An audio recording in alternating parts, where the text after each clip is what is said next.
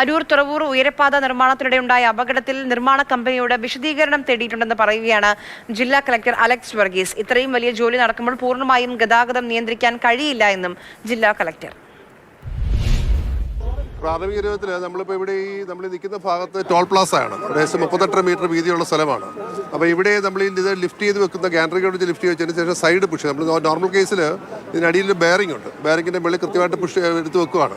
പക്ഷേ ഇവിടുത്തെ കേസിൽ ഇവിടെ അത് സാധ്യമല്ല. ഗാൻട്രി ഗേറ്റർ വെച്ച് എടുത്ത് റേസ് ചെയ്തതിന് ശേഷം ഇത് സൈഡിലോട്ട് മാറ്റി വെക്കുകയും ഈ ബെയറിങ്ങിൻ്റെ മുകളിൽ ഉയർത്തി വെക്കുകയും ചെയ്യേണ്ടി വരും. അപ്പോൾ ഈ ഞാൻ മനസ്സിലാക്കിയത് ഉയർത്തി വെച്ച സമയത്ത് ജാക്ക് ഫെയിലിയറായി ഇത് താഴെ വീണെന്നാണ് മനസ്സിലാക്കിയത്. ഇതല്ലേ പറയാം, ഒരെണ്ണം വീണു, അത് മറ്റേ ബീമിന്റെ മേളിലോട്ട് ഗാർഡറിന്റെ മേളിലോട്ട് വീണു, അങ്ങനെ രണ്ടുകൂടെ കൊളാപ്സ് ചെയ്യുമെന്നാണ് മനസ്സിലാക്കുന്നത്. സൂക്ഷ്മ സമയത്ത് നമ്മൾ ഈ സമയത്ത് ലിഫ്റ്റ് ചെയ്യുന്ന സമയത്ത് വാഹന നിയന്ത്രണം പറഞ്ഞിരുന്നു, ആയിട്ട് ചെയ്യണമെന്ന് പറഞ്ഞിരുന്നു. എന്താ സംഭവിച്ചത് പരിശോധിക്കാം.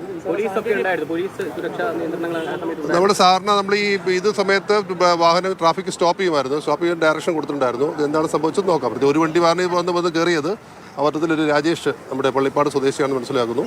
അദ്ദേഹത്തിന്റെ ബോഡി ഇപ്പോൾ ജനറൽ ഹോസ്പിറ്റലിലോട്ട് മാറ്റിയിട്ടുണ്ട്.